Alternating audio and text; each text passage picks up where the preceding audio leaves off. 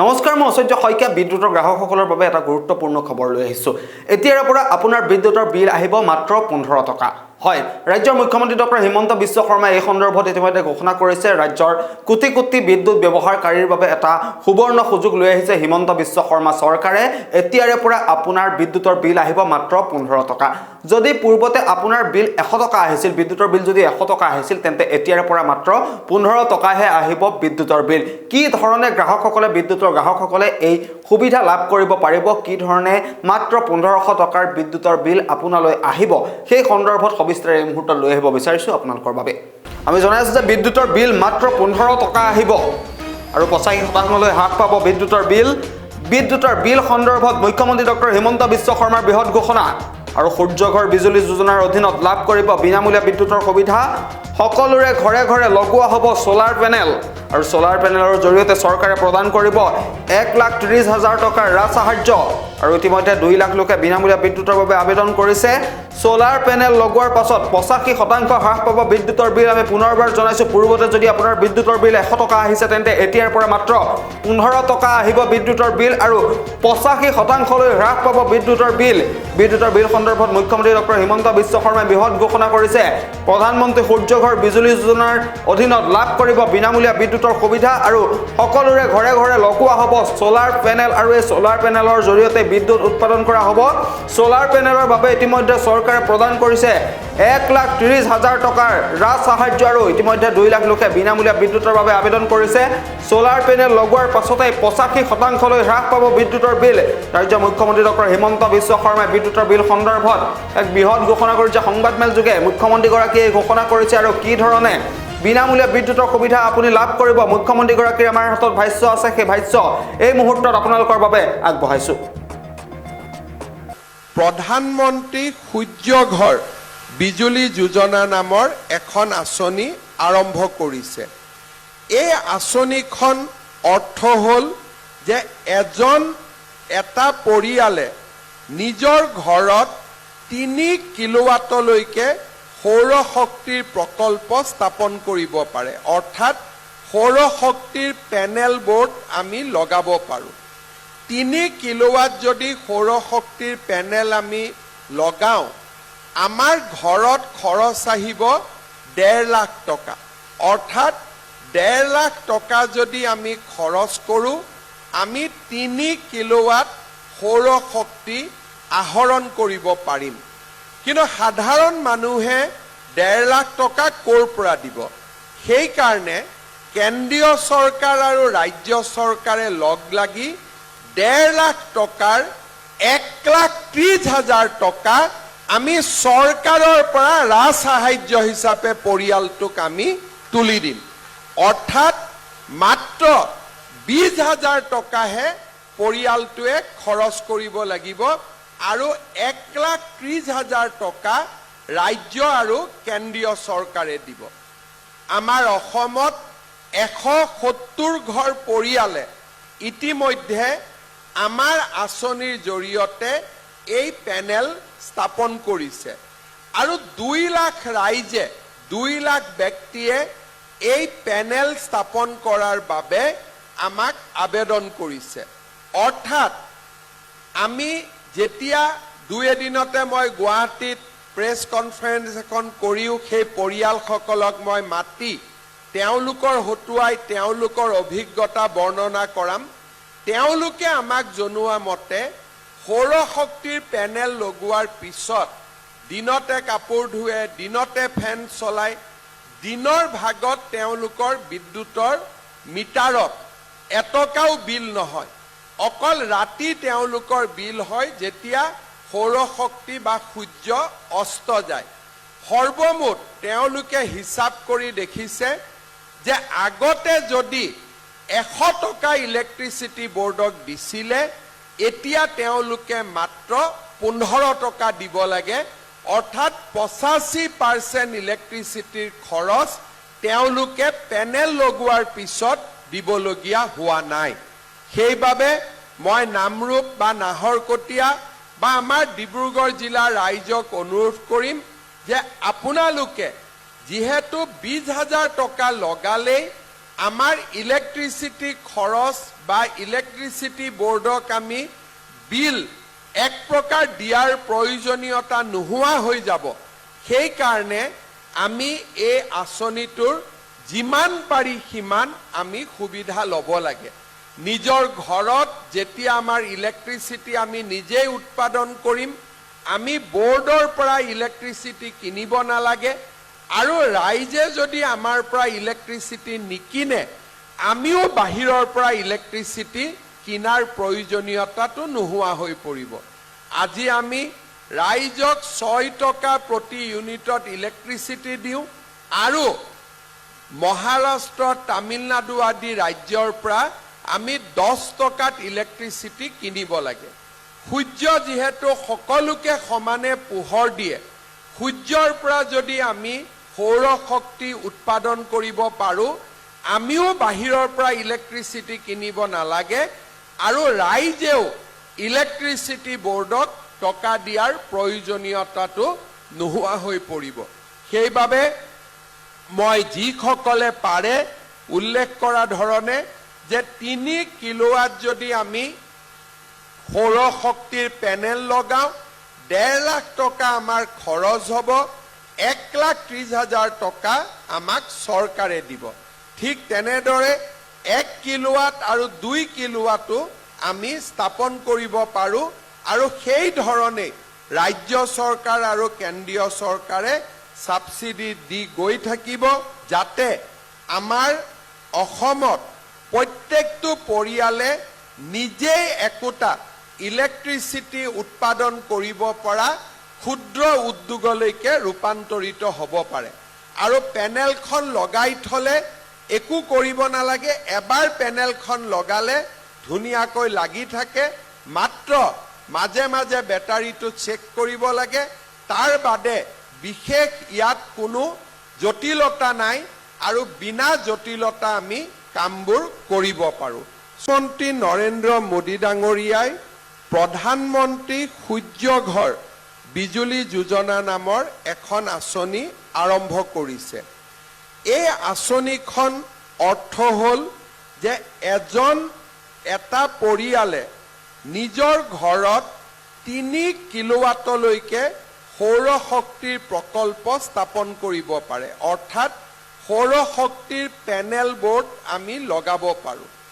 3 kilowatt যদি সৌৰ শক্তিৰ পেনেল আমি লগাওঁ, আমাৰ ঘৰত খৰচ আহিব 1.5 লাখ টকা, অৰ্থাৎ 1.5 লাখ টকা যদি আমি খৰচ কৰোঁ, আমি 3 কিলোৱাট সৌৰ শক্তি আহৰণ কৰিব পাৰিম।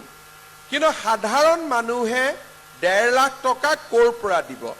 সেইকাৰণে কেন্দ্ৰীয় চৰকাৰ আৰু ৰাজ্য চৰকাৰে লগ লাগি 1.5 লাখ টকাৰ 1,30,000 টকা আমি চৰকাৰৰ পৰা ৰাজ সাহায্য হিচাপে পৰিয়ালটোক আমি তুলি দিম। অৰ্থাৎ মাত্ৰ 20,000 টকাহে পৰিয়ালটোৱে খৰচ কৰিব লাগিব, আৰু 1,30,000 টকা ৰাজ্য আৰু কেন্দ্ৰীয় চৰকাৰে দিব। আমাৰ অসমত 170 ঘৰ পৰিয়ালে ইতিমধ্যে আমাৰ আঁচনিৰ জৰিয়তে এই পেনেল স্থাপন কৰিছে, আৰু 2 লাখ ৰাইজে 2 লাখ ব্যক্তিয়ে এই পেনেল স্থাপন কৰাৰ বাবে আমাক আবেদন কৰিছে। অৰ্থাৎ আমি যেতিয়া 2 এদিনতে মই গুৱাহাটীত প্ৰেছ কনফাৰেন্স এখন কৰিও সেই পৰিয়ালসকলক মই মাতি তেওঁলোকৰ হতুৱাই তেওঁলোকৰ অভিজ্ঞতা বৰ্ণনা কৰাম। তেওঁলোকে আমাক জনোৱা মতে সৌৰ শক্তিৰ পেনেল লগোৱাৰ পিছত দিনতে কাপোৰ ধুৱে, দিনতে ফেন চলায়, দিনৰ ভাগত তেওঁলোকৰ বিদ্যুতৰ মিটাৰত এটকাও বিল নহয়, অকল ৰাতি তেওঁলোকৰ বিল হয় যেতিয়া সৌৰ শক্তি বা সূৰ্য অস্ত যায়। সৰ্বমুঠ তেওঁলোকে হিচাপ কৰি দেখিছে যে আগতে যদি 100 টকা ইলেক্ট্ৰিচিটি বোৰ্ডক দিছিলে, এতিয়া তেওঁলোকে মাত্ৰ 15 টকা দিব লাগে, অৰ্থাৎ 85% ইলেক্ট্ৰিচিটিৰ খৰচ তেওঁলোকে পেনেল লগোৱাৰ পিছত দিবলগীয়া হোৱা নাই। সেইবাবে মই নামৰূপ বা নাহৰকটীয়া বা আমাৰ ডিব্ৰুগড় জিলাৰ ৰাইজক অনুৰোধ কৰিম যে আপোনালোকে যিহেতু 20,000 টকা লগালেই আমাৰ ইলেক্ট্ৰিচিটি খৰচ বা ইলেক্ট্ৰিচিটি বোৰ্ডক আমি বিল এক প্ৰকাৰ দিয়াৰ প্ৰয়োজনীয়তা নোহোৱা হৈ যাব। সেইকাৰণে আমি এই আঁচনিটোৰ যিমান পাৰি সিমান আমি সুবিধা ল'ব লাগে। নিজৰ ঘৰত যেতিয়া আমাৰ ইলেক্ট্ৰিচিটি আমি নিজেই উৎপাদন কৰিম, আমি বোৰ্ডৰ পৰা ইলেক্ট্ৰিচিটি কিনিব নালাগে, আৰু ৰাইজে যদি আমাৰ পৰা ইলেক্ট্ৰিচিটি নিকিনে আমিও বাহিৰৰ পৰা ইলেক্ট্ৰিচিটি কিনাৰ প্ৰয়োজনীয়তাটো নোহোৱা হৈ পৰিব। আজি আমি ৰাইজক 6 টকা প্ৰতি ইউনিটত ইলেক্ট্ৰিচিটি দিওঁ, আৰু মহাৰাষ্ট্ৰ, তামিলনাডু আদি ৰাজ্যৰ পৰা আমি 10 টকাত ইলেক্ট্ৰিচিটি কিনিব লাগে।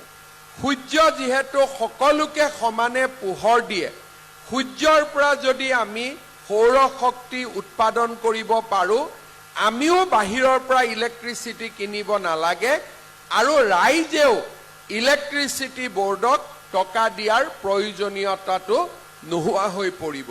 সেইবাবে মই যিসকলে পাৰে উল্লেখ কৰা ধৰণে যে 3 কিলোৱাট যদি আমি সৌৰ শক্তিৰ পেনেল লগাওঁ, 1.5 লাখ টকা আমাৰ খৰচ হ'ব, 1,30,000 টকা আমাক চৰকাৰে দিব।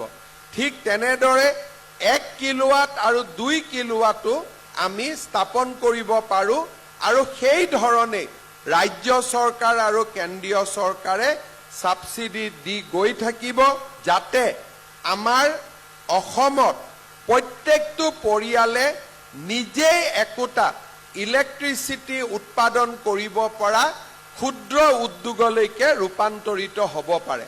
আৰু পেনেলখন লগাই থলে একো কৰিব নালাগে, এবাৰ পেনেলখন লগালে ধুনীয়াকৈ লাগি থাকে, মাত্ৰ মাজে মাজে বেটাৰীটো চেক কৰিব লাগে, তাৰ বাদে বিশেষ ইয়াত কোনো জটিলতা নাই, আৰু বিনা জটিলতা আমি কামবোৰ কৰিব পাৰোঁ। মন্ত্ৰী নৰেন্দ্ৰ মোদী ডাঙৰীয়াই প্ৰধানমন্ত্ৰী সূৰ্য ঘৰ বিজুলী যোজনা নামৰ এখন আঁচনি আৰম্ভ কৰিছে। এই আঁচনিখন অৰ্থ হ'ল যে এটা পৰিয়ালে নিজৰ ঘৰত 3 কিলোৱাটলৈকে সৌৰ শক্তিৰ প্ৰকল্প স্থাপন কৰিব পাৰে, অৰ্থাৎ সৌৰ শক্তিৰ পেনেল বোৰ্ড আমি লগাব পাৰোঁ। 3 কিলোৱাট যদি সৌৰ শক্তিৰ পেনেল আমি লগাওঁ, আমাৰ ঘৰত খৰচ আহিব 1.5 লাখ টকা, অৰ্থাৎ 1.5 লাখ টকা যদি আমি খৰচ কৰোঁ, আমি 3 কিলোৱাট সৌৰ শক্তি আহৰণ কৰিব পাৰিম। কিন্তু সাধাৰণ মানুহে 1.5 লাখ টকা ক'ৰ পৰা দিব? সেইকাৰণে কেন্দ্ৰীয় চৰকাৰ আৰু ৰাজ্য চৰকাৰে লগ লাগি 1.5 লাখ টকাৰ 1,30,000 টকা আমি চৰকাৰৰ পৰা ৰাজসাহায্য হিচাপে পৰিয়ালটোক আমি তুলি দিম। অৰ্থাৎ মাত্ৰ 20,000 টকাহে পৰিয়ালটোৱে খৰচ কৰিব লাগিব, আৰু 1,30,000 টকা ৰাজ্য আৰু কেন্দ্ৰীয় চৰকাৰে দিব। আমাৰ অসমত 170 ঘৰ পৰিয়ালে ইতিমধ্যে আমাৰ আঁচনিৰ জৰিয়তে এই পেনেল স্থাপন কৰিছে, আৰু 2 লাখ ৰাইজে 2 লাখ ব্যক্তিয়ে এই পেনেল স্থাপন কৰাৰ বাবে আমাক আবেদন কৰিছে। অৰ্থাৎ আমি যেতিয়া 2 এদিনতে মই গুৱাহাটীত প্ৰেছ কনফাৰেন্স এখন কৰিও সেই পৰিয়ালসকলক মই মাতি তেওঁলোকৰ হতুৱাই তেওঁলোকৰ অভিজ্ঞতা বৰ্ণনা কৰাম, তেওঁলোকে আমাক জনোৱা মতে সৌৰ শক্তিৰ পেনেল লগোৱাৰ পিছত দিনতে কাপোৰ ধুৱে, দিনতে ফেন চলায়, দিনৰ ভাগত তেওঁলোকৰ বিদ্যুতৰ মিটাৰত এটকাও বিল নহয়, অকল ৰাতি তেওঁলোকৰ বিল হয় যেতিয়া সৌৰ শক্তি বা সূৰ্য অস্ত যায়। সৰ্বমুঠ তেওঁলোকে হিচাপ কৰি দেখিছে যে আগতে যদি 100 টকা ইলেক্ট্ৰিচিটি বোৰ্ডক দিছিলে, এতিয়া তেওঁলোকে মাত্ৰ 15 টকা দিব লাগে, অৰ্থাৎ 85% ইলেক্ট্ৰিচিটিৰ খৰচ তেওঁলোকে পেনেল লগোৱাৰ পিছত দিবলগীয়া হোৱা নাই।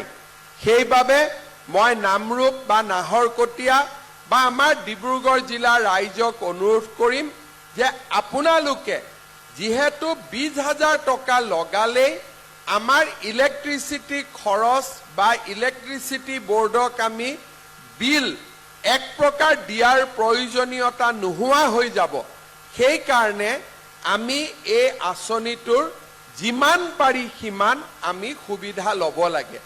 নিজৰ ঘৰত যেতিয়া আমাৰ ইলেক্ট্ৰিচিটি আমি নিজেই উৎপাদন কৰিম, আমি বোৰ্ডৰ পৰা ইলেক্ট্ৰিচিটি কিনিব নালাগে, আৰু ৰাইজে যদি আমাৰ পৰা ইলেক্ট্ৰিচিটি নিকিনে আমিও বাহিৰৰ পৰা ইলেক্ট্ৰিচিটি কিনাৰ প্ৰয়োজনীয়তাটো নোহোৱা হৈ পৰিব। আজি আমি ৰাইজক 6 টকা প্ৰতি ইউনিটত ইলেক্ট্ৰিচিটি দিওঁ, আৰু মহাৰাষ্ট্ৰ, তামিলনাডু আদি ৰাজ্যৰ পৰা আমি 10 টকাত ইলেক্ট্ৰিচিটি কিনিব লাগে। সূৰ্য যিহেতু সকলোকে সমানে পোহৰ দিয়ে, সূৰ্যৰ পৰা যদি আমি সৌৰ শক্তি উৎপাদন কৰিব পাৰোঁ, আমিও বাহিৰৰ পৰা ইলেক্ট্ৰিচিটি কিনিব নালাগে, আৰু ৰাইজেও ইলেক্ট্ৰিচিটি বোৰ্ডক টকা দিয়াৰ প্ৰয়োজনীয়তাটো নোহোৱা হৈ পৰিব।